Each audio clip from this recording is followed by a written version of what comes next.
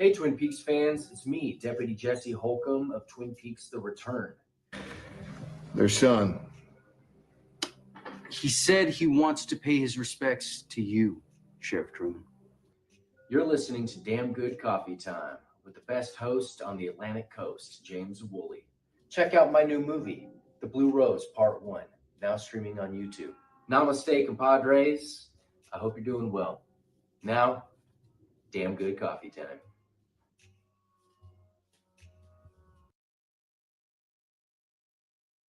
All right, we have a breaking news story detailing.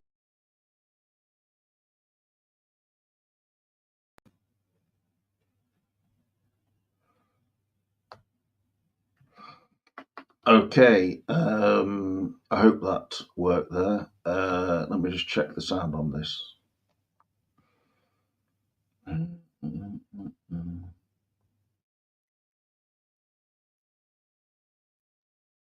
If you want to go and watch Blue Rose, here's how it looks on YouTube.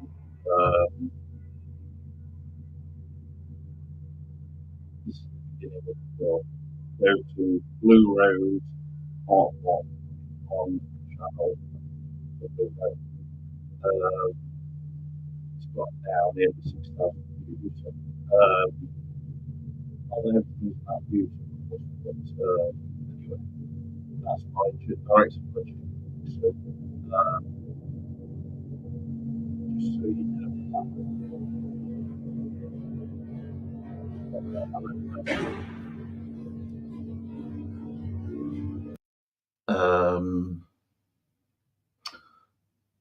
there are a variety of different things made before this. There's a film called The Blue Rose.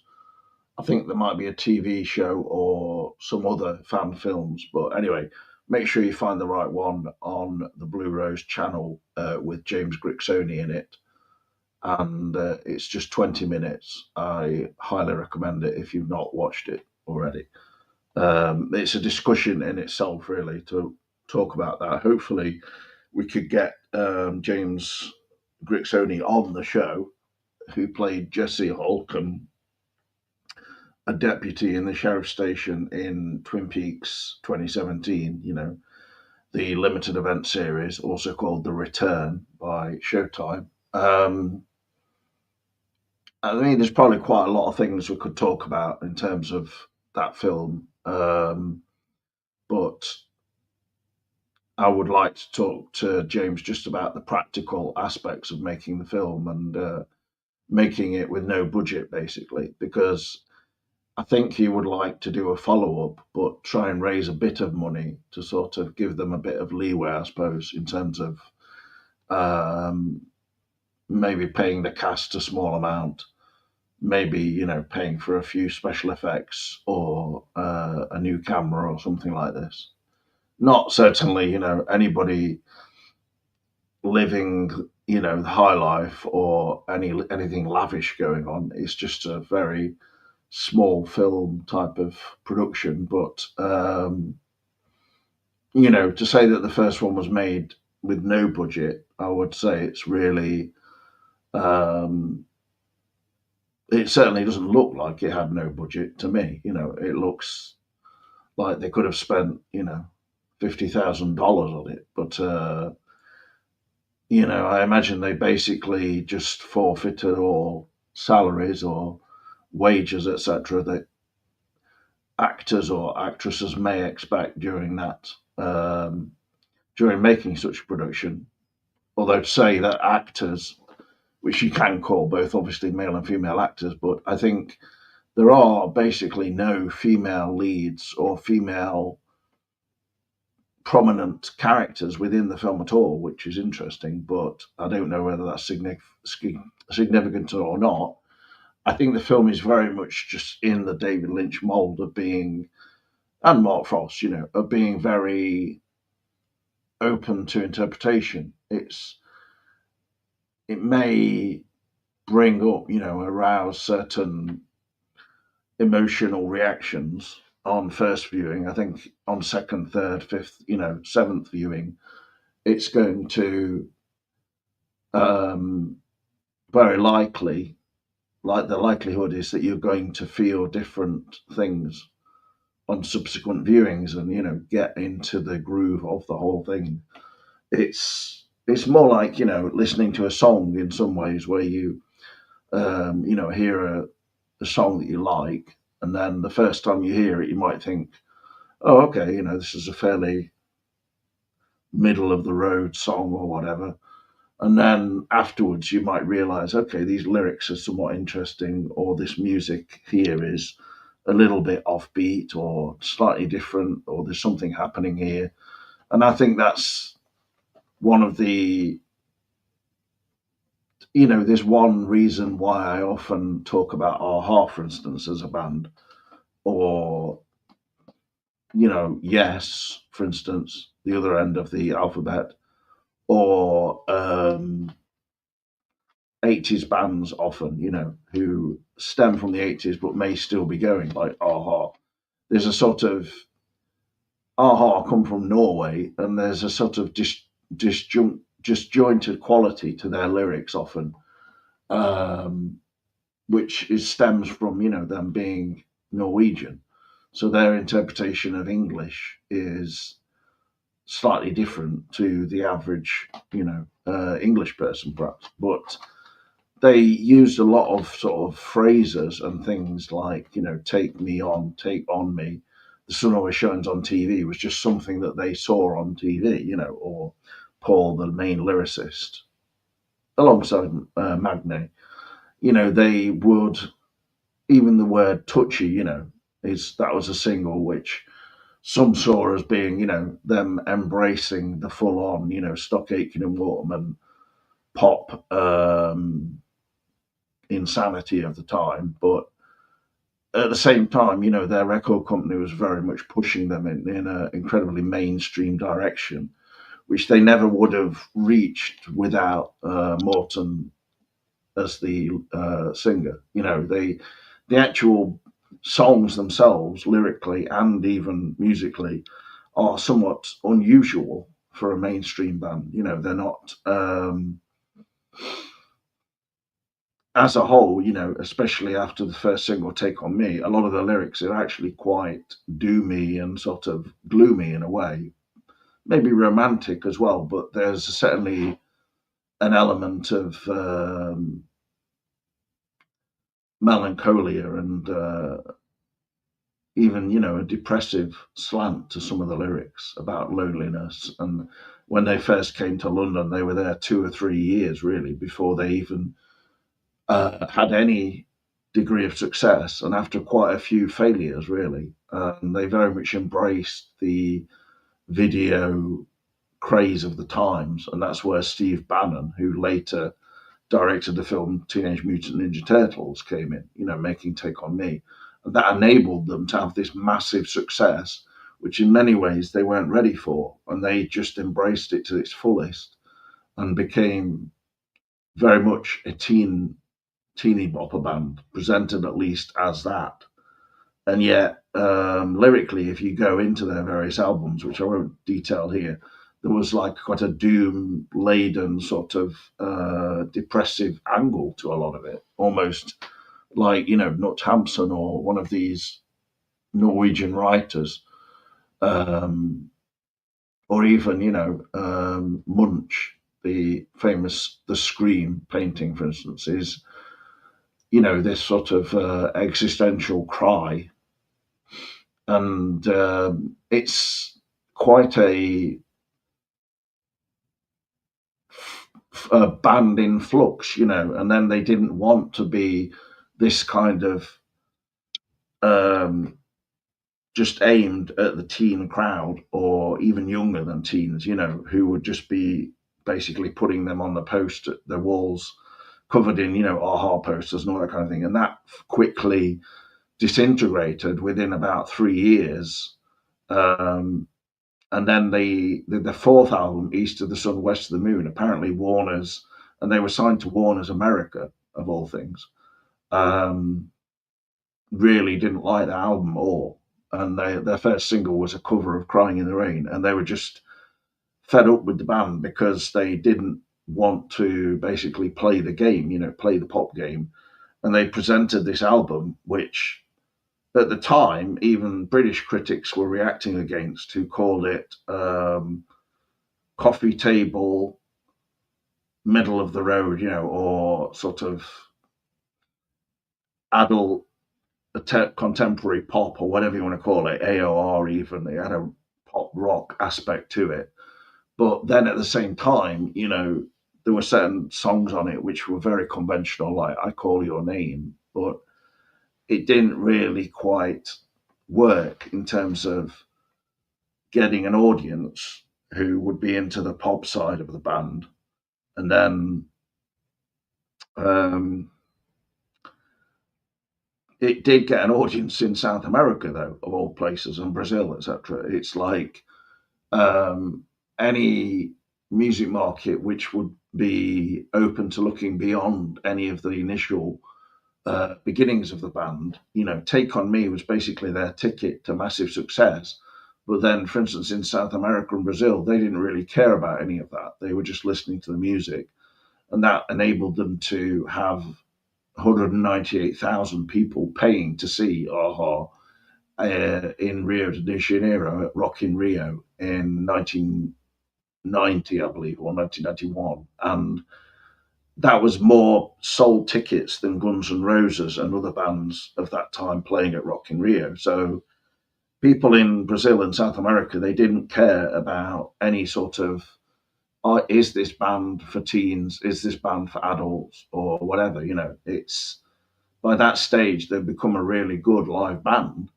And that's all that the South American kind of audiences cared about, with their, warm, if not hot weather passion, and sort of, we only care about the tunes, basically. I mean, it probably hinder them that Morton Harkett had, his amazing voice, and there's always, the appearance of a band which can help them. I don't think just because a band might be supposedly, teen idols or good looking in a certain way, it doesn't mean that they're going to have massive success either, though, because often it might hinder them because people just view them as, oh, look at the cheekbones, and oh, they're from Norway, they look a bit kind of these Nordic pop gods, or all this kind of idea, which is kind of ridiculous. Obviously, I think if you look at, say, a rock band like Van Halen, they would be presenting themselves in a very specific way from the outset, but it was always perceived as rock, even though a lot of their songs are incredibly poppy, from the beginning. Same with Guns N' Roses and bands like that, really. It's all about the presentation of the band. And the trouble is, sometimes in a band like Guns N' Roses would be performing very much as this, we are Guns N' Roses, we've got Axl Rose kind of, doing his thing and mainly concentrating on him, really. And then when he sort of wanted to be maybe different or had changed, his voice had changed, or he was no longer that sort of slimline guy shimmying around the stage, it became, okay, Axl Rose has put on weight, he can't sing as good, all this kind of thing, and then eventually everything goes around full circle, and they've got Axl Rose and the whole band back together now, and people are like, okay, I want to go and see Guns N' Roses now, because it's like they've returned to their best. But then there's the nostalgia fest aspect of it, which I've never been. It's not something which really means much to me, but I can understand why that would sell tickets, certainly. Other than that, I don't know if the nostalgia thing has much value, other than, like, it is a guaranteed way of selling tickets to bring back memories of something, like bring back some memories in Twin Peaks, but with Bobby seeing Laura's picture. But in another way, I think if you just get caught up in the memories of a band, then you're only going to see like a facsimile or a a pale imitation of what the band was. And so mostly, unless they've suddenly improved or something, or they can perform those songs better than they originally did, which is pretty unusual. I'm not sure if Guns N' Roses would fit into that category of being better now than they originally were, but somebody else would have to tell me, It's similar with also doing, videos on YouTube and the Coffee Time channel getting deleted because of copyright issues, which was pretty much inevitable anyway, the way I was doing videos with just lots of clips from other YouTube videos and, music videos, which caused a problem. Although also there was another problem that caused the channel to be deleted. And whilst obviously it's frustrating and it's even a bit depressing, of course, that you've lost all of those videos to an extent.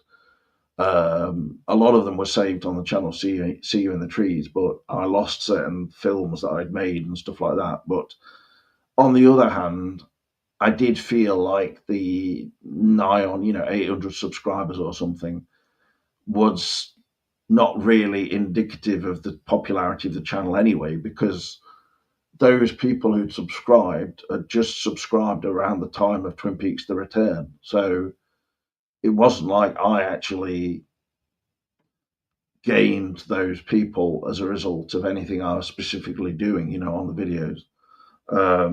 In my opinion, anyway, I think the videos were definitely popular because we offered a sort of more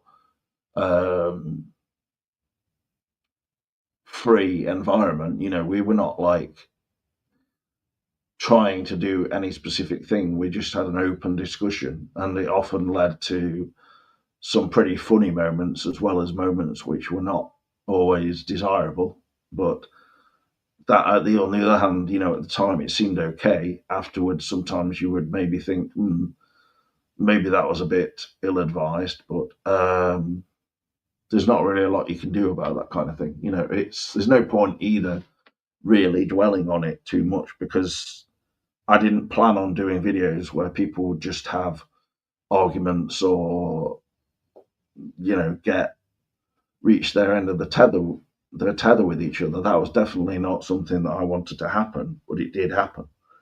I think it probably is indicative of something about Twin Peaks to a degree, where there's always a dramatic element to people's mindset stemming from the popularity of a show like that, in that I don't think everybody has some kind of pathological mental illness or a mental disease of any sort, or they're tapped, crazy in the head, or whatever you want to call it, which is a bit offensive nowadays, really. But I think, bearing in mind that I think speaking openly is bound to always offend somebody, rather than, I definitely don't think on the channel we were trying to gain followers, or be popular by saying certain things. It was just very much off the cuff, and certainly, not going for any kind of political angle, or I don't really generally go along with ideas like political correctness or anything like that, in that I don't really think that it's a thing. I think it's an invented idea that people have brought up because they are looking to sort of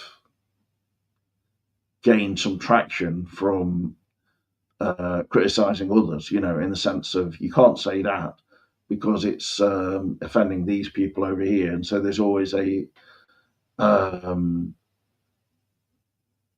not necessarily a pomposity, but there is a sort of slightly academic, upper class thing, where there's people looking down on other people who might be less, privileged or deprived in certain ways. They've maybe not been into higher education or anything like that. But that doesn't mean that these people aren't intelligent. It's just they just haven't had that opportunity. And so there's this false equivalence of intelligence based on somebody just having been to Oxford University or something in this country, whereas the people who may not have been there, there's no reason that they couldn't be more intelligent than these people. Someone like Boris Johnson or whatever is a good example. Maybe he just doesn't strike me as a particularly intelligent person. He's just learned in the sense that he was given, a privileged background, and to a degree, not necessarily as privileged as some people, but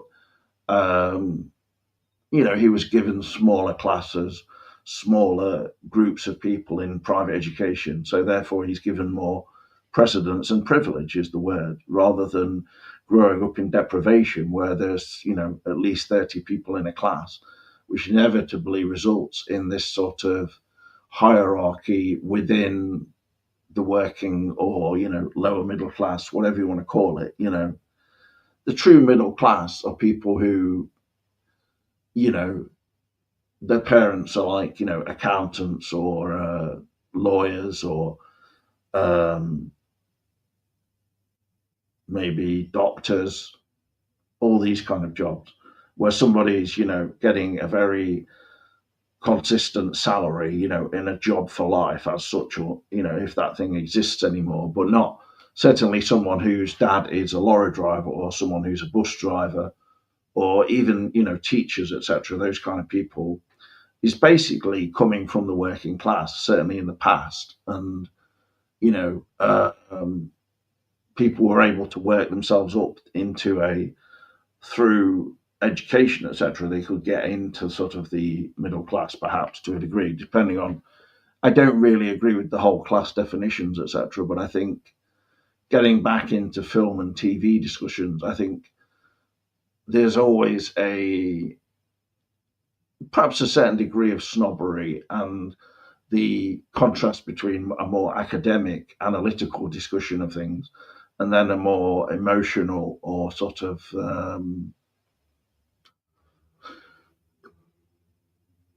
a bit like going to church, where people might be having certain reactions to things that they don't exactly understand. And then we can discuss it, for instance, after they've watched the film, or during the film, if you did a watch along.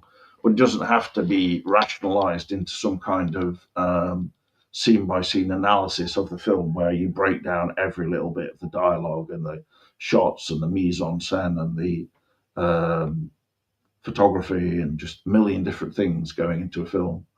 The diegetic sound, the non-diegetic sound.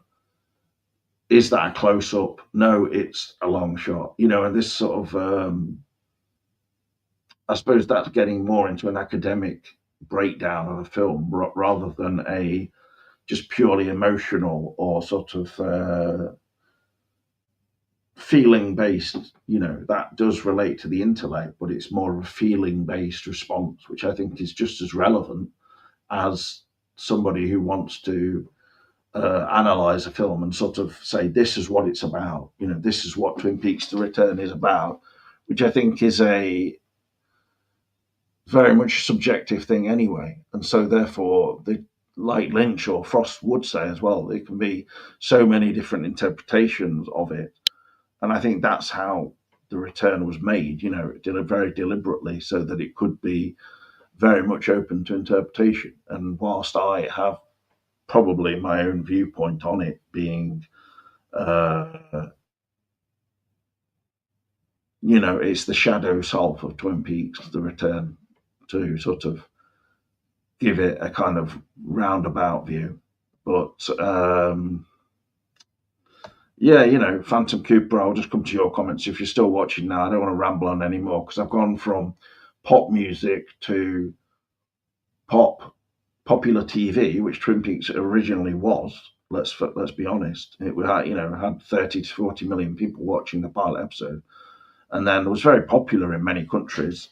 Whilst that was very over only really a course of a couple of years, it still holds true today. Really, I think that you can go in any video or DVD, Blu-ray place and buy Twin Peaks I should have just said any store or shop. And, it's not consigned to obscurity. It's there. It doesn't necessarily get as many viewers as people who are watching Stranger Things, but I think it's known of. It's not obscure. It's just slightly, to the side of the mainstream, perhaps. Um, but at the same time, it's very easy to find online as well. And Paramount very much have Twin Peaks kind of there, on the channel as soon as you log in and things. It's nothing to do with my own cookies or something like that. It's just, my point being is that Twin Peaks is not, it's not some obscure Italian, horror film from 1976 that nobody's heard of.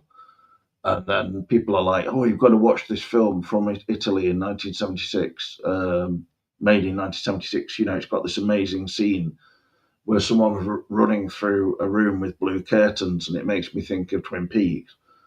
It's, which you could find, and there are Italian films. There's one called, I can't remember what it's called actually, but there's someone throwing a body wrapped in plastic off of a waterfall in one scene, and then there's also rings to do with rings of evil or something like this in this girls' school. Basically, whether they're wearing a ring or something is somehow significant in the investigation, but it's not given the symbolic, import and designs that Lynch brings, and Frost, but it's more plainly shown in this film, but I can't remember what it's called. Anyway, it's a real film, but it was made, I think, like late 70s. But did Lynch or Frost see these films? I think Lynch may have seen a few of them, because some people have said that when they went round to where he lived, he, during maybe the 2000s, I think this is when he was doing his website and everything like that. Prior to Inland Empire, they said that there were just shelves upon shelves of videotapes. So, that kind of makes sense within Lynch's sort of way of doing things. I can imagine him just having various films recorded off TV, or that people have given him, or he's bought, who knows, ordered online even at that point, or just ordered. And since he liked being inside a lot in his place and everything, I can imagine him ordering things. So, and recording them off TV. And I think, he's probably well aware of like a lot of Italian giallo films, or was aware, and just, it's not like some obscure area for him. It's just, I don't think that he sat there making notes, on everything and going, okay, I'll use this idea, like in a Tarantino-esque way. And it's just basically, to a degree, just copying things, which is Vincent Gallo called Tarantino a montage artist. And that any time you go near him, he was just, had this very herbal smell coming from him. He was basically saying, that Tarantino was pretty much addicted to cannabis, which makes somewhat sense of his disparaging comments towards Lynch over Fire Walk with Me and all that, because I think that Tarantino is definitely not in Lynch's league, he's just, but whilst his films might be certainly entertaining or pretty good in certain, ways of looking at them, I don't think they're on a par with Lynch. I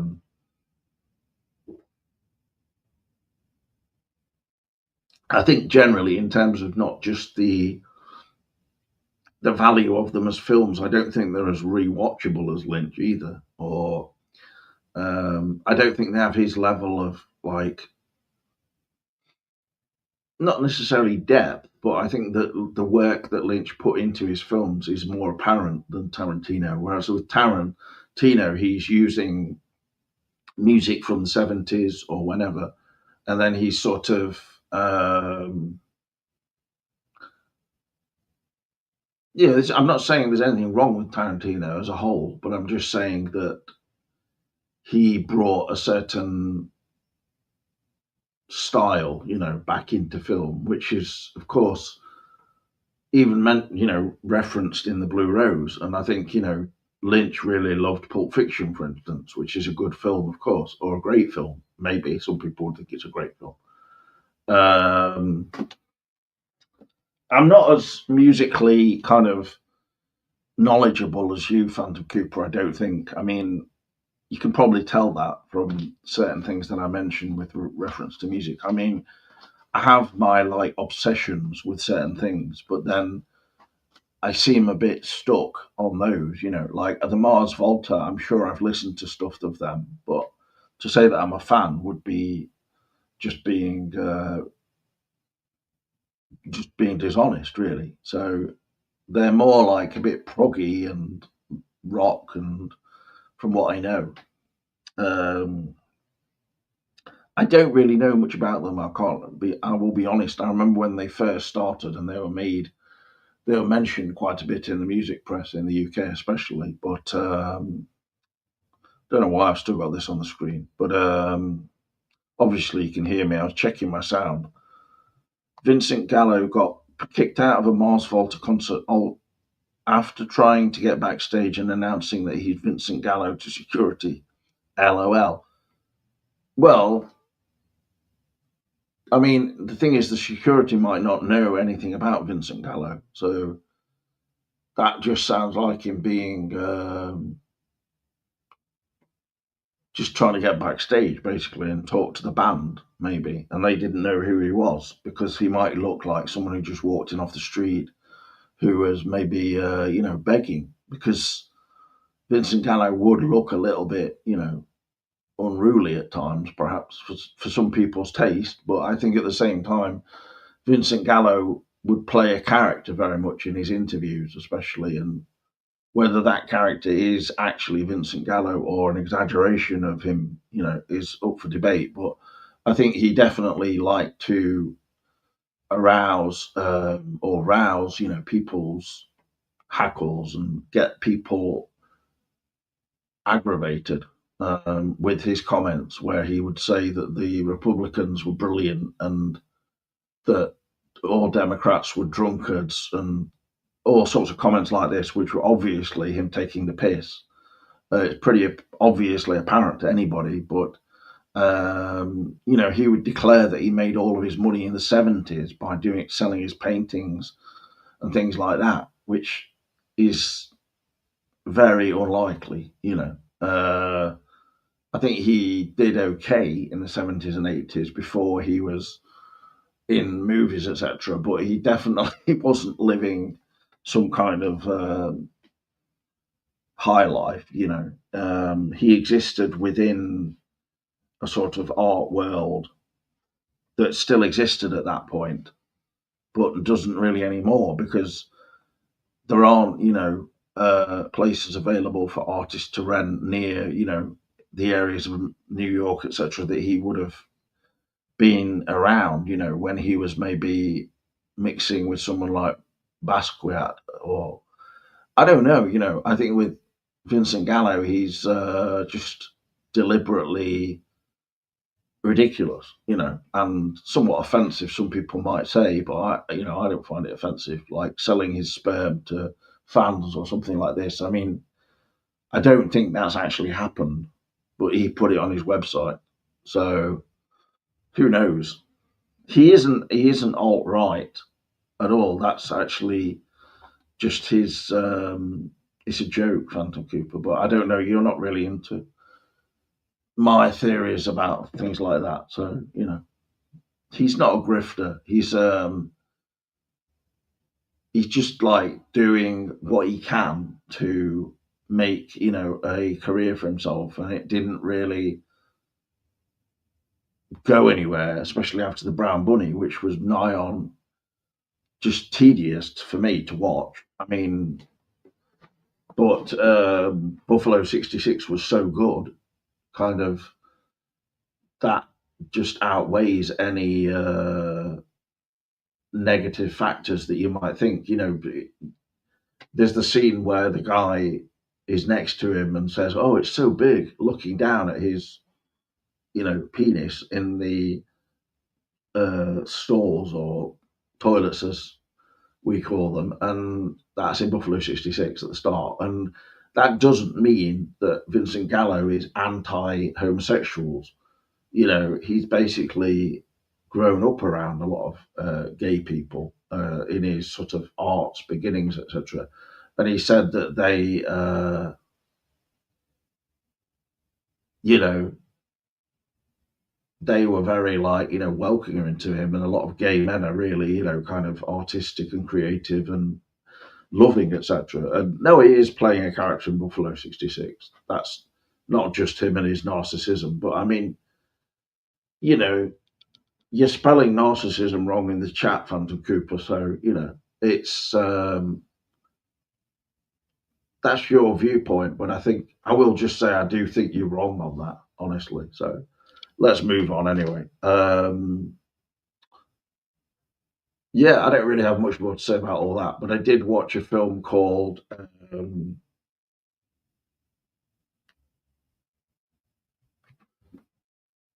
The Star of Acre, which is a sort of folk horror film in the mold of maybe Midsummer a little bit, or a film called Lamb that was made a few years back with Noomi Rapace, and where she brings up a lamb as if it's a child. And this film I thought was a bit deliberately violent and sort of disturbing in a level that I didn't find disturbing, but I just found it a bit incoherent to the point where it just became, you're trying to be be offensive in some particular way, horror film style, but it just didn't work for me. Even though I think that Morphy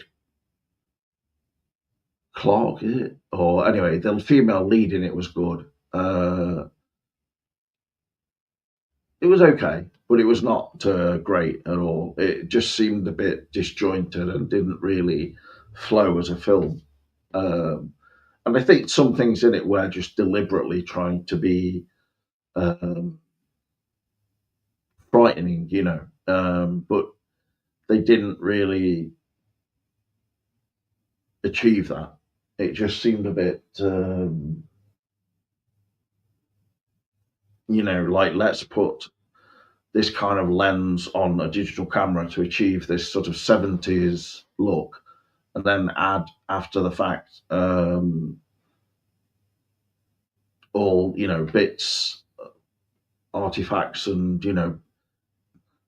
bits and bobs of dirt, etc., in the actual negative, because it's come from the '70s, even though we just made this film, and it seems very digitally imposed. Like rather than it doesn't actually look real. You could actually film something on film now, and then like throw the negative in a bath with a bunch of maybe some dirt in there and stuff, and make it look like it was old and been lying in a cupboard since the '70s. Maybe fade it properly, but you could do it digitally as well to make it look more seriously like it was filmed in the '70s than this one. They had, like, for instance, '70s wardrobes in terms of the clothes, and then also the cars that people were driving in it. It was a pretty low budget film, I imagine, but moderate budget. But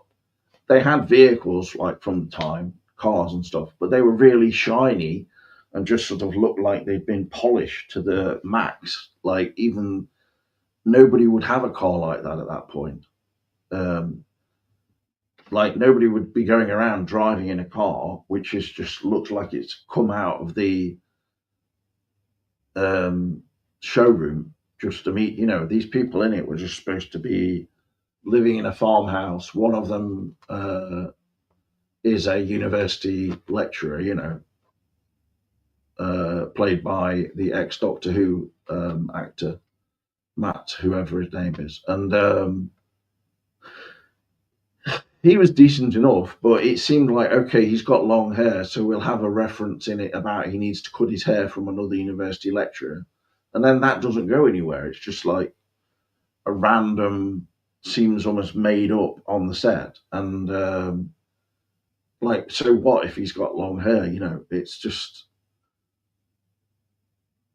the cars, etc., look like they've just been brought in from a place they're stored, a garage or whatever, for 70s period films. And, these cars they would probably have second-hand cars or something. They're not like supposed to be rich people. And it just, some of the CGI effects in it that you could tell were a little bit created to make it look like he was digging up all these places in his outside this land, the Star of Acre of the title. It seemed like obvious CGI on this bit because they didn't really want to dig up the whole field with all these holes. So it had this overhead shot and that seemed to have some trickery going on. But it just didn't really convince for me fully. I mean, it's also the violence in it just seemed a bit like, okay, we're going to shock you now with this. But to me, it almost made it seem even more fake because it just seemed really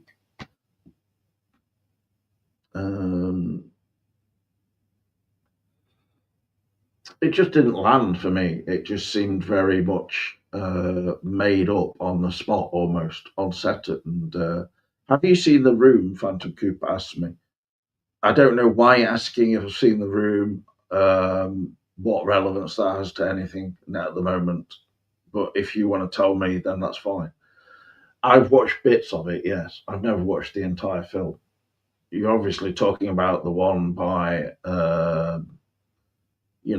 the one which is played at the Prince Charles Cinema in London, or has been, and Tommy Wiseau is there, to present it.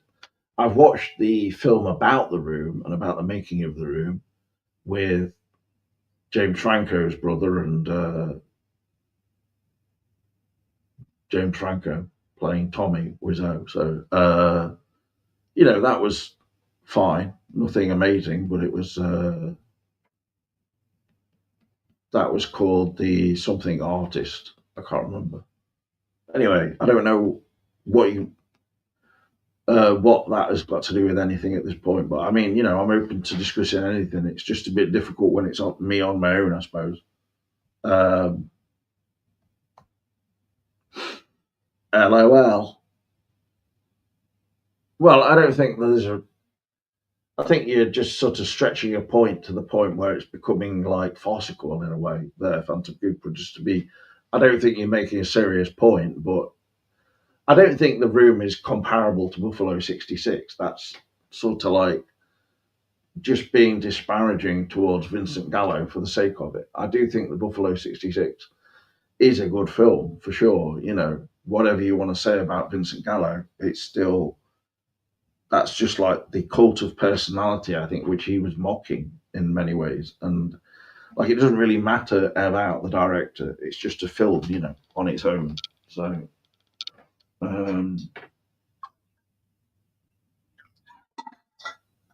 but you're looking at things on an incredibly sort of surface level. Like,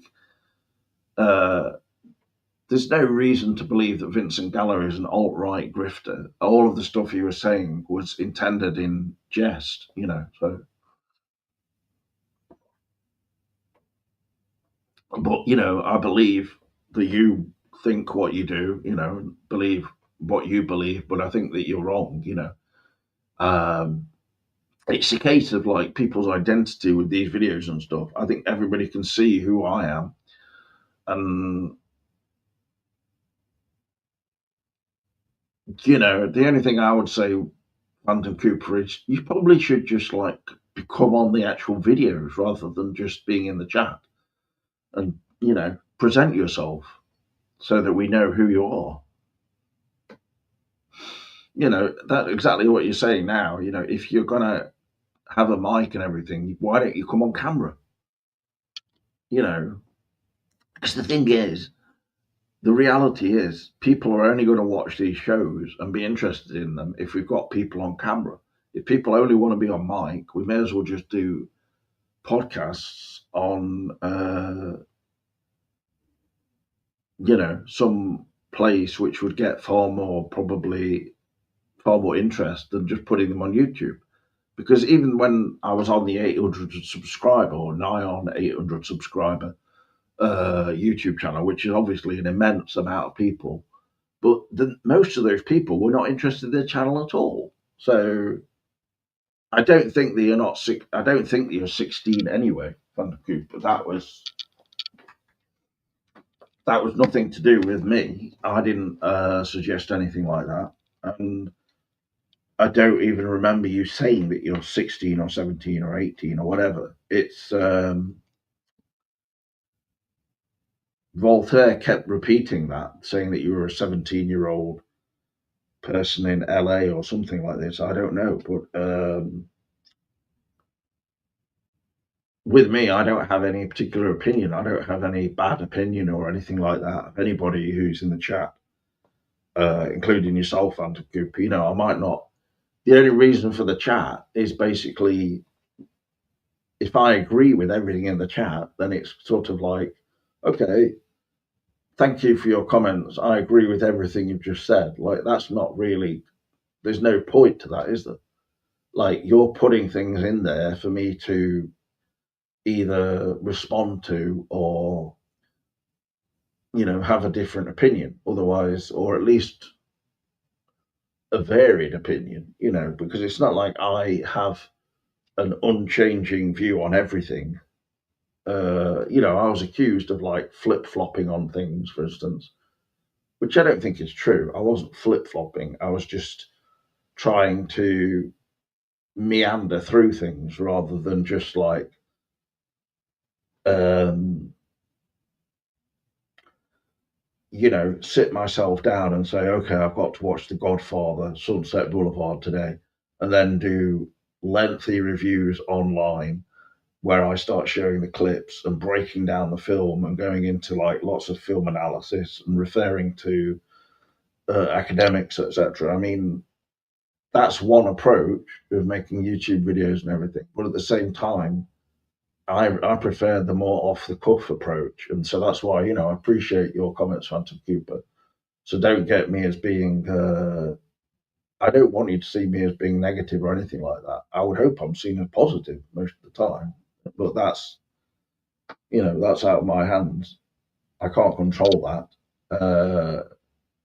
So I'd be more than pleased if you were able to come on, because I don't know if I tried adding you on Facebook or whether you said you're not on Facebook. I can't remember now. It's just, the people who would be regularly on the show, they don't, they've been just a bit quiet lately. So I don't know why, but that's nothing. It's not like something I can control, you see. And I don't take it personally at all, in fact, because the shows were based around just not me forcing people to come on and saying, you've got to be on this show now, do this and do that. It was just that I think after the Lynch passing and everything like that, it's definitely had an effect on things, but I think people have their own things going on. And Phantom Cooper, I will mention this briefly now, but there's things that go on behind the scenes that make me think, sometimes I feel like, oh God, why am I doing these videos? Why do I even enable myself to do these videos at times? But if I enjoy doing them, then why not? If it gives me something to think about, at least I'm thinking about these films, and then I might completely change my opinion next time and then agree with everything you've written or have another view, and I know I'm just sort of meandering around now too much, but um, I would only do the same if someone else was on now as a way of just maybe trying to encourage thought. And with Johnny as well, he's more than welcome to come back on and everything anytime, but it's just often to do with time zones, really, realistically. With Ben, Mandela Man, as he called himself and everything, I've kept trying to get in contact with him, and he's just, I think, got things going on there that are just, you know, difficult to deal with. Um, so that's why I've had maybe other people come on occasionally, but I think things will gain a bit of momentum as time goes on. I think Twin Peaks, there'll be more things to discuss, even if it's documentaries or something like that. I don't think Twin Peaks is sort of has reached a conclusion. It's just that it's at this point where some of the actors and actresses and people who work with Lynch, etc., are a bit not keen to just suddenly jump on videos and start talking about it all, because they knew him, and they worked with him, so they have a more, an emotional connection to it all, and personal connection is the proper word. So therefore, to respect their privacy and also respect their feelings, it's not a good idea to start just demanding people come on videos just to get views or anything like that. And so with this channel, at least I know that if it does get any views, it's just due to the videos themselves. It's nothing to do with it being called Twin Peaks Coffee Time or Damn Good Coffee Time, or you know whatever the hell I call the channel. James's insanity and video collection that he's stacked up to the roof, and then it falls on top of him. That would be a really long title, but I think the Twin Peaks analysis and everything like that is definitely easy for me to jump back into, because I've done it now for going on 10 years, even. And Joe, who started the whole Bring Back Twin Peaks thing, is also, which was pretty big at the time. And then the whole Missing Cooper poster campaign was it was massive on Facebook. It was not just some kind of little thing. And I was very much a part of all of that, in terms of the just sharing things around, really, and getting designs done for those posters. And then Carl McLaughlin's seen with it, and you're thinking, okay, this has actually worked. It's not just a little daft thing, which I thought maybe Bring Back Twin Peaks. When I first saw it, I was kind of like, okay, this is hilariously brilliant, but also I don't really know if these people running it are doing it as a joke, or it's serious, or they're insane. But I don't see anybody as genuinely insane linked to Twin Peaks. It's just that a lot of Twin Peaks fans are very passionate about things, and including myself, perhaps. But I think a lot of that analysis and everything, sometimes it can go around in circles a little bit, and you have to maybe find a specific route you want to go and then go down that way. Um, no, I don't justify Twin Perfect's videos, because, as you know, I'm not a fan of Twin Perfect. I mean, there's a few views that he had and a few things that he pointed out, like, for instance, the stuff with Dido and the fireman and things in that bit. But at the same time, it just seems like he's scoured through Reddit and found a few bits and pieces that he likes, and then basically presented it as his own novel take on it all. Like, I'm a genius. This is what I've discovered. And, there may be a tongue in cheek element to that with him, but doing the Lynch impression repeatedly just made him fall out of favor with me. And the way he presented videos afterwards, with one saying, did I say something wrong? Or did I? It was just a bit like, no, I don't know, why are you doing this? It's annoying. And even if you made a few good points amidst like basically some which are just complete bullshit. I mean, making out the stuff about Judy is to do with Curious George and monkeys being curious. But is this serious, or are you just taking the piss, or is this genuine and you were actually a complete imbecile? I mean, Maggie Mee Fish put it brilliantly in the kind of bro videos where it's like, hey guys, I've got all these opinions. Give me your respect now. The Judy monkey in Fire Walk with Me, that's to do with Curious George, in that the monkey's looking for Judy and is curious about the Blue Rose case. Like, what the fuck are you talking about? You really think that Lynch thought all that up whilst he was making Fire Walk with Me and thought, okay, let's get that monkey in there, and then we also make the monkey blue by using a blue filter or however they did it. I imagine more in mastering, the picture. And Lynch is like, yeah, I've been thinking about Curious George today, and this monkey really reminds me of him. Apparently, that's the same monkey that was in Friends. So, therefore, by that extending all this, you could think, well, Lynch had some psychic premonition that monkey would be in Friends, so that therefore the monkey was a friend of Laura Palmer's, who is actually in contact with Judy and the diner in Odessa. That was all planned back in actually 1992 or 1991 when they wrote the script for it. But in the script, I don't think the monkey appears. So pretty sure that monkey was brought in because Lynch wanted to make a premonition about the show Friends, where everyone would sit around drinking coffee in massive mugs about this big, having kind of like laughs in a place called Central Perk, which is obviously a reference to Twin Peaks. Perk, Peak, Um, and if you look at it, the character played by Lisa Kudrow is actually Laura Palmer because they've got the same hair.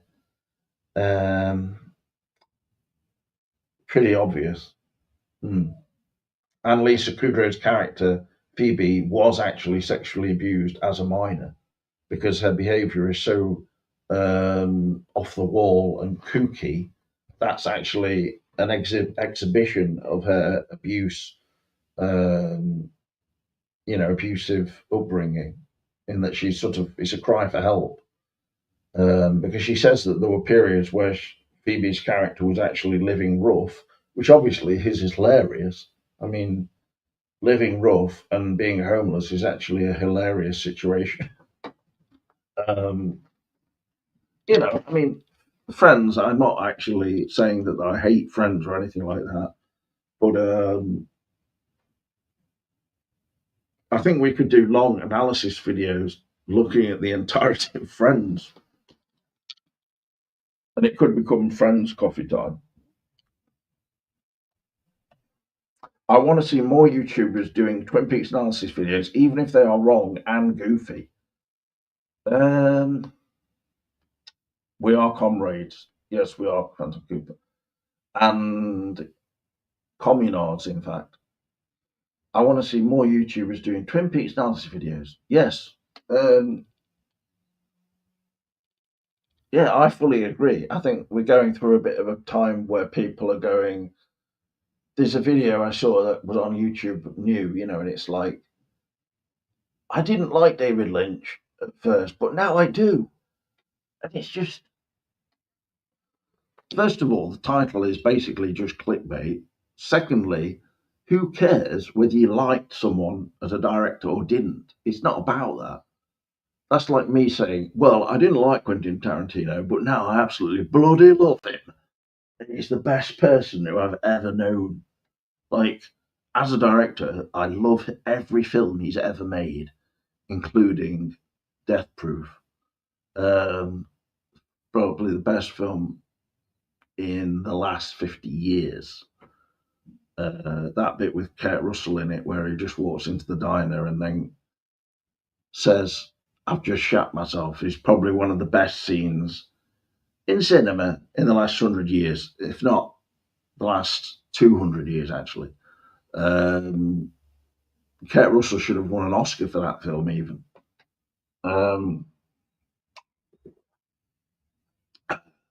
I nearly spat out that water then, involuntarily. I mean, Quentin Tarantino should have won Best Director for Death Proof, actually, I think. And Robert Rodriguez should have won. Robert Rodriguez. Oh my God. Robert Rod.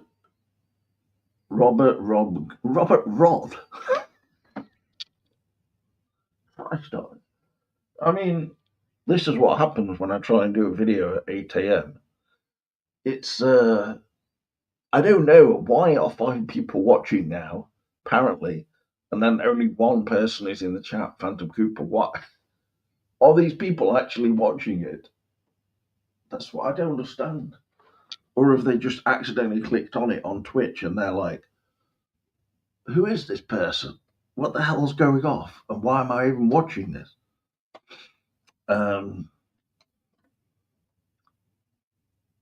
Like, if you're watching it now, Phantom Cooper included, keep typing.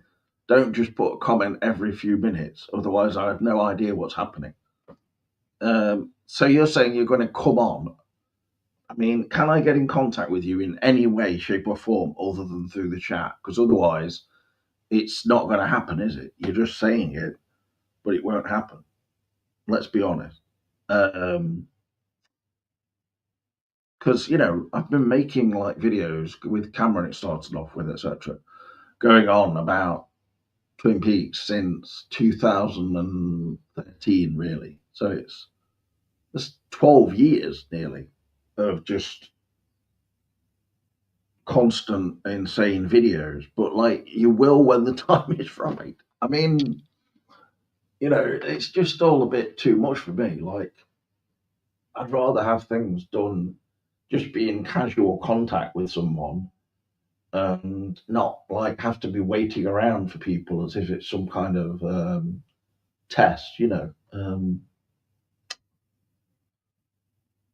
Don't make it into some kind of massive grandiose things, because bear in mind, there's now apparently 5 people watching me who I have no idea who they are, other than yourself, Hunter Cooper, and if they're even watching it, because it's going to Twitch as well as YouTube, and I tried connecting it to the Church of Twin Peaks page, which I've made new, which really should be the Twin Peaks Coffee Time page, but I've not changed the title yet.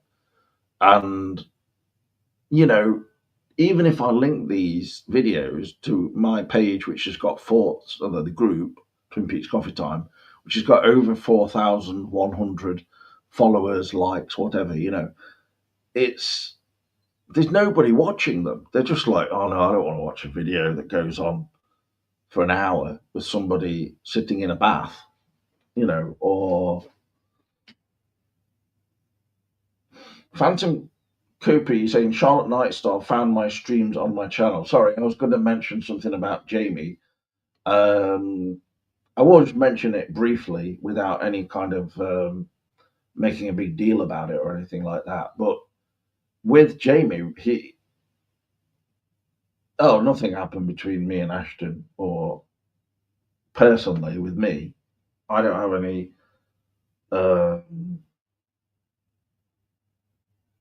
like dealings or anything with Ashton, which were in any way something like to report on. I always thought that she was like really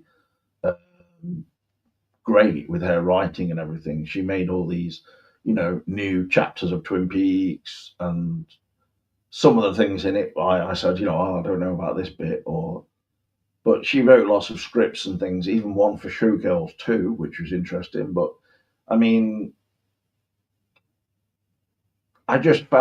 she sort of went into making loads of groups or pages, and it was all a bit like confusing for me. I don't know, like, what exactly are you doing with all of this? And there seemed to be an issue with her and her ability to go online being sort of censored a bit between like basically where she lived. I don't know. She doesn't live with her family, or she lives with extended family, or something like this. That's just personal thing, so I don't want to talk about it. But at the same time, um, like Johnny would be in contact with her quite a lot, as well as Mandela Man and Voltaire even. And apparently, I don't know, somebody Voltaire said that she was trans and then somehow got her to strip off naked, and that maybe happened, but I don't know what's true or not. With others, there was some confusion if she was like straight or gay or into, you know, plushies or something. But that's got nothing to do with me. I don't, or not. It doesn't interest me. Like I didn't have some massive attraction to Ashton and or Charlotte Nightstar and try and start getting a long distance relationship with someone where there's 20 years difference or more. It's not illegal, but it would be a bit maybe ill-advised, I would say, or desperate perhaps. I don't really want to have a relationship with someone who's 20 years age difference myself. But I'm not saying there's anything wrong with it. But I think like if you want to do stuff online to do with Twin Peaks and stuff, you should just forget about that kind of sort of getting into that kind of connection, romance or something particular. I mean, it's nothing wrong with it, but you can't have a romantic connection with everybody who signs up for your page. Um, I mean, I don't know. Maybe that's a good idea. If I'd done that, I would have been more successful online. But I was accused of sending dick pics to everybody, which is not true.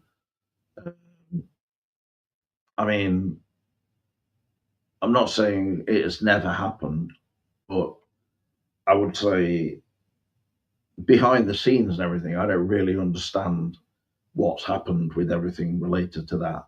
So she is real though. But she would do these videos where she's like the silent host.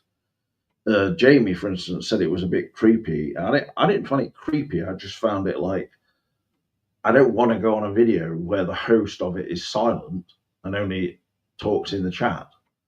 That's like, to me, it just seems a waste of a good video. Come on the video and just be yourself. You don't have to hide because of obvious factors relating to what I already said. You know, uh, you thought they were pre-recordings of someone else's stream. No, I don't know. I mean, maybe she got stream of someone appearing naked as a way of proving she wasn't trans to Voltaire, and that's why Voltaire has just gone completely into the dust. We don't hear anything from him now at all because he was shamed with having a kink for trans people. So, that's just something which I'll probably have to edit this video now. But that's fine because it's a live video, and then all I'm going to do is post up clips from it because StreamYard now gives me the option of having clips from it. Then it'll probably make clips of this particular part specifically. But yeah,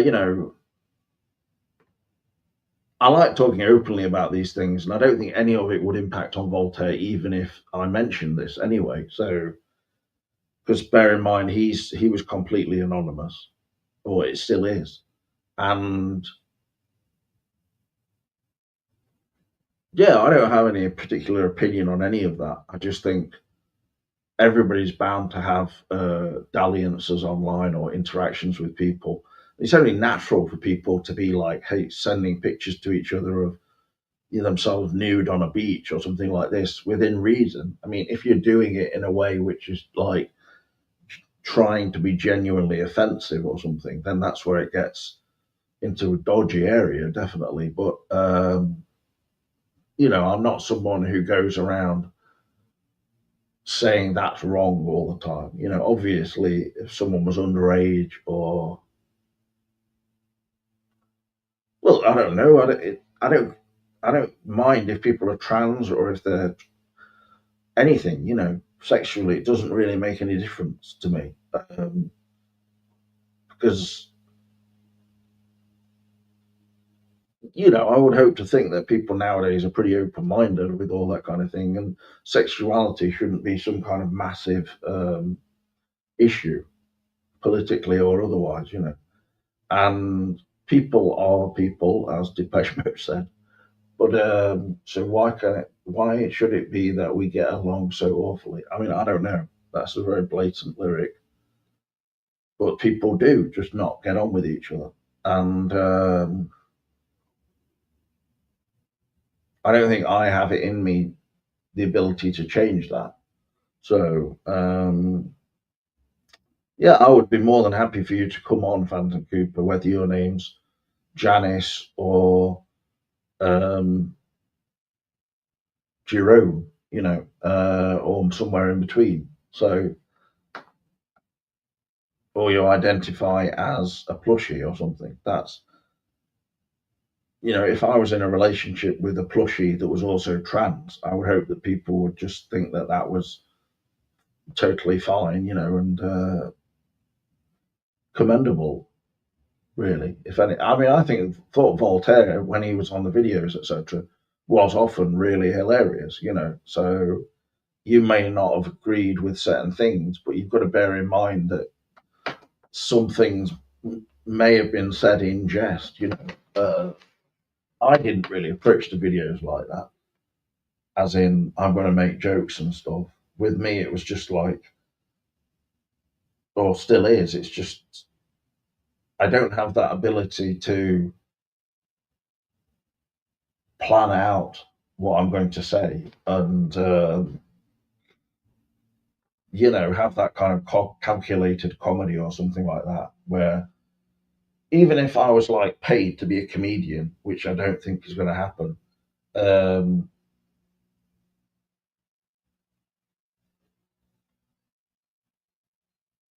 yeah, sorry, I don't know why I've stopped. Okay, it sounds like someone's inflating or deflating something.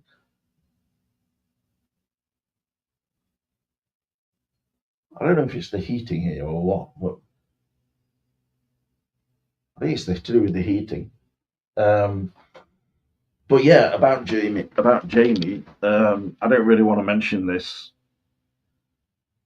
but she had a mini stroke apparently due to something to do with her capillaries or some underlying situation which it could have inevitably happened anyway. And hopefully, I mean, she's doing okay now and everything, but she said she will do a video about it when she's able to. So, um, I was sorry to hear that, but at the same time, just glad that she's doing okay. And Jamie's someone I always really like being on videos and got on really well with. Um, but yeah, she has various other things. She was diagnosed with Hashimoto's, which is linked to her dad being in Vietnam and the whole Agent Orange thing, which is kind of, if you just say to someone, oh, this person's got Hashimoto's, especially in this country, people will be like, what? Or what are you talking about? Hashimoto's, what's that? It's like somebody saying, I've got Pick's disease or I've got, what's it called, Lyme disease. Yeah, her stalker didn't cause that to happen, though. I mean, I think the amount of undue stress that she got due to somebody doxing her was pretty out there and also just deplorable. I don't agree with that kind of thing. I mean, we had videos where Josh would just announce my address, but I don't really think that's the same because I'm like, nearly 6'2" or so and like pretty big. So I don't really think there's going to be that many people coming to try and like invade my flat and do something to me or whatever. I'm in the UK as well. It's not the US, for instance. And there's nobody really that obsessed with my videos. I don't know, Davrin seemed pretty obsessed, but I think he seemed more obsessed due to the fact that I was on videos with Cameron talking openly about all this. It's, um, this kind of side of all this social media and everything is sort of ridiculous. Like with Davrin, I enjoyed talking to him quite a lot to an extent, but it always came back to his obsessions with like Cameron and Cameron having blocked him and stuff. Uh, and then I'd speak to Cameron about it, and he'd say, "Yeah, you should just have forgotten Davrin years ago." And I'm like, I can't forget him. But people would question it, like, why are you even talking to these people? But I've always been pretty open. But the thing with Davrin is he started extolling Trump to me and saying Trump's looking great for his age and all this kind of stuff. And I was like, are you actually serious or is this a joke? I don't know, but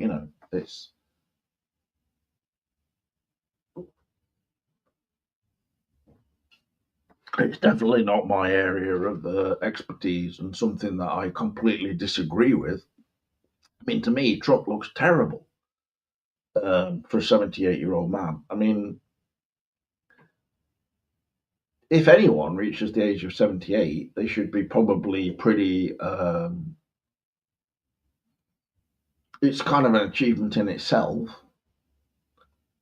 but at the same time, someone caking themselves in like bronzer and then whatever the hell is going on with his hair, where I know he had a scalp reduction as depicted in The Apprentice. Then he raped his wife at the time and beat her a bit. That's a fact. That was, reported in court and everything. Even though she later redacted her statement or whatever you want to call it, that was Ivana Trump, I believe, father of Ivanka, Donald Trump Jr. and Eric. Um, you know, Trump was basically guided by Roy Cohn, his lawyer, who was a gay sort of manipulative figure who gave Trump this whole credo of like never admit to being wrong, never sort of doubt yourself, and always make out the thing you're doing is the biggest ever, which is what Trump kind of went with. But then even Trump kind of went almost too evil for Roy Cohn, whatever you define evil as. I think with Trump, it's like a based around some kind of inferiority complex. Like when he was young and stuff, Mary Trump has reported him having mashed potato tipped over his head by one of his siblings and made fun of like that. And it's like something that he can never forget. But apparently, that's another thing which I think is quite important to look at, is that Trump, when he was young, would apparently throw stones, not at just a pet, but at a baby over the fence in his yard who was in some kind of, the baby was in maybe some kind of outdoor cot or something, or playpen, they would call it. He grew up in a quite nice little house, but not as big enough, I imagine. But it's you can still go and visit these places. But to throwing rocks at a baby seems. I don't know if that's indicative of some kind of psychopathic trait or it's just acting out in some way. But I definitely think that Trump's always had some kind of inferiority complex because of his obvious problems with learning is one thing, and he apparently has a genuine learning disability in terms of his ability to read and just his general cognitive function. And never mind now that he's suffering from whatever different things. I would probably think he's got like some kind of syphilitic problem. Never mind anything else. And his father was notorious with his kind of Alzheimer's and dementia, that they built him a fake office and gave him all these fake files and things like this. And so Trump comes from this performative kind of background where people are mollycoddled and treated like they're sort of special somehow. And but more like special needs, really. And Trump, anyone caking that level of bronzer on their face and then leaving like a visible line here, where it's like the ear, he's obviously doing it himself pretty much, or he's doing it, someone's putting it on him who really is taking the piss. It's so I imagine it's him doing it himself pretty much, because I can't imagine anyone wanting to have to put bronzer on Trump's face. Really, it's even if they're paid. I imagine people would refuse. So never mind just the noxious odors coming off him as well. Apparently, he has this very sort of defined smell, which is like a mixture of bronzer, and it's sort of the amount he's putting on, and then the hairspray, and because his hair has got noticeably thinner, but it's sort of like now it's going like swooping over, like he's doing some kind of nest, and just the amount of hairspray that must be on that hair is ridiculous. And then he wears adult diapers, and there's apparently a noticeable smell coming from him. So it's a mixture of all those different things. Maybe a bit of aftershave or something like that.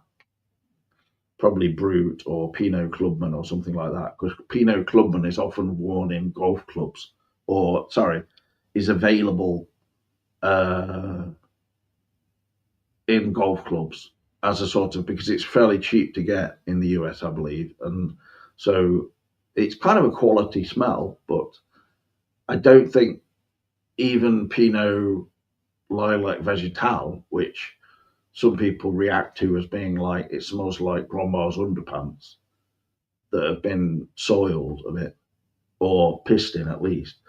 And Pinot Lilac Vegetal wouldn't disguise the smells coming from Trump. And I think it's terrible that anyone would have to pretend that that's not happening. Like Trump should be actually looked after more rather than people, I don't mean looked after as in, somebody putting a pillow on his face or something like that. That would be, appalling, obviously. But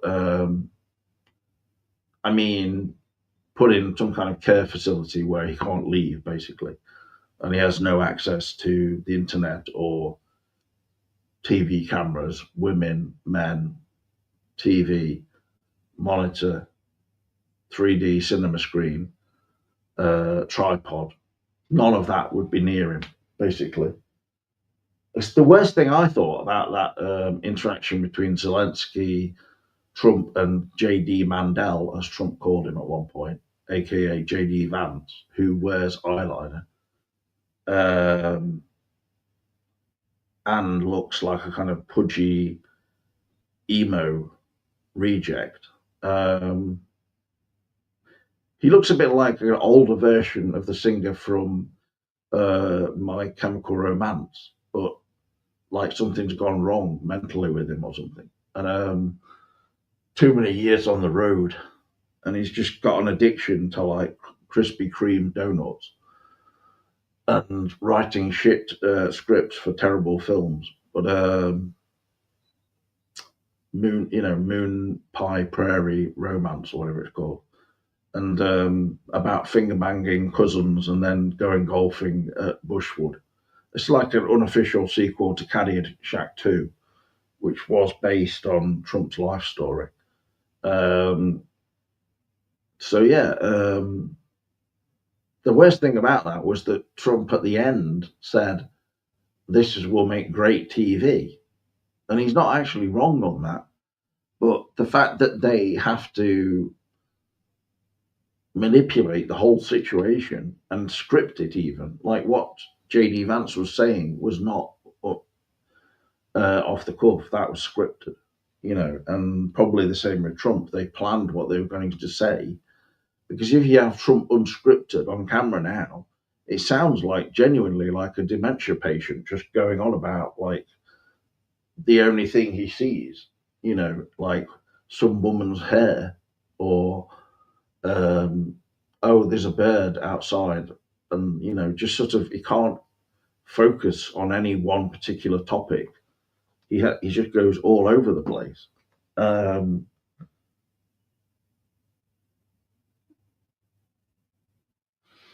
Yeah, I mean, I think concentrating on things like saying Trump has small hands or JD Vance is a little freak or anything like that is undermining the seriousness of like how damaging these people are to the national psyche in America. But on the other hand, I don't have any ability to change any of this, so I just view it sort of from a distance.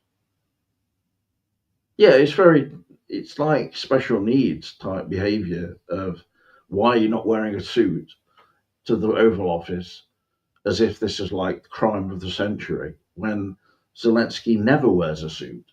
And then this sort of twisting of everything, where he actually said, oh yeah, I think the Russians are doing everything okay, but maybe I need to impose sanctions on them for this, this, this. But, I do view the Russians in an okay light, despite the Russia thing, which he's just changing things all around. But I don't know if I don't think he's fully aware of this, that the Russia thing, as he describes it, was actually people saying that Russia manipulated things behind the scenes, online, etc., which is proven. That they put billions of Russian rubles, or whatever you want to describe it as, dollars, into actually misinformation and psyops online, basically, which is all proven. They did. So the Russia thing, it was not a hoax. Trump is trying to make it out like, oh, it was a hoax about Russia doing this and that and the other, but it was a hoax caused by Russia, when in fact Russia is controlling Trump in a kind of roundabout fashion, and I think he's in just complete denial of that.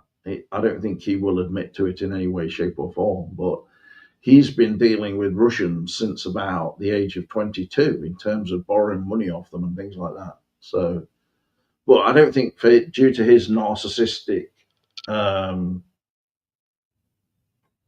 personality, I don't think he would ever admit that he's being manipulated by Putin or the Russians or anyone.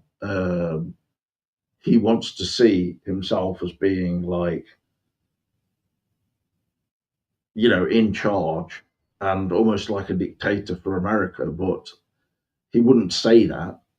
He would say, oh, I'm only going to be a dictator on the first day, But so far, this new administration has just been probably the worst administration that America has ever had, which is quite an achievement. And that's the way history will look at it. So, people might deny that and say, no, it's actually one of the greatest administrations ever. But, that's obviously completely untrue, and not based on anything. The national psyche in America is fucked and has been for decades. Trump just the natural conclusion to it. I think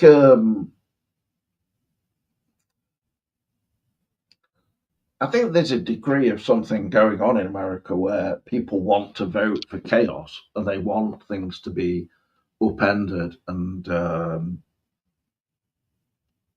thrown into, question the way that Trump does, cause everything to become almost like a joke, really. But it's not very funny when somebody's blowing themselves up outside of Trump property as a veteran of the art, of assault, a real veteran in a Tesla vehicle. But like then, of course, there's people online saying, "Oh well, this was just a psyop.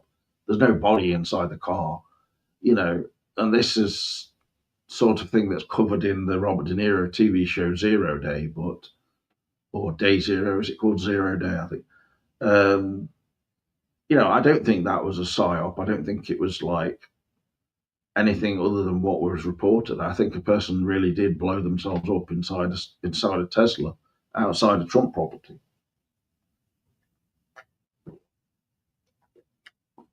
Which, it's not, generally speaking, I don't think many people would think that was funny. So, yeah, on that note, I think I'll end this show before it goes too far. We're now at like 90 minutes. So, yeah, thank you for all your contributions to the chat, Phantom Cooper. I mean, this video might not be available after the fact because some of the things I've covered in it, I'd rather keep them more private, perhaps, but there will be highlights from it, certainly. Maybe I'll show an edited version of it at some point, but I'm not really sure if it's worth making that available. Just the highlights can get views sometimes. So thanks for anyone who's been watching, of course. Make sure you subscribe to the channel if you can, and give the video a like. And if you want to come on at some time in the future, you're more than welcome, Phantom Cooper, obviously, because I know you're not joking in the chat saying you've got a mic and all that kind of thing. So I hope you don't think anything I'm saying is suggesting that I don't want you to come on, or I don't view it as just a genuine thing, So all the best to everyone out there. Thank you for the 6 people now watching live, and let's get the show back on the road and keep doing videos when possible. All the best for now. Anyone else watching who might want to come on,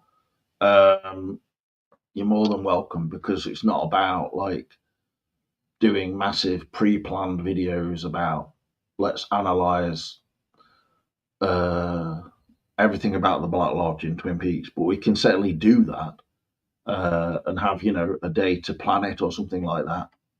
So it's just that generally speaking, I don't think this channel is all about like doing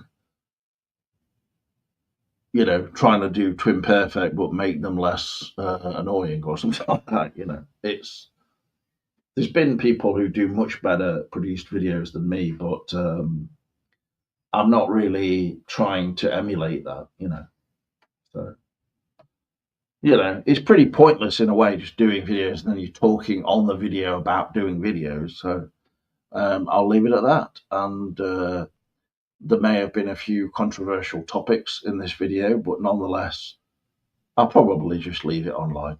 So all the best for now, and see you later. See you in the trees. Cheers, Phantom Cooper. Thank you.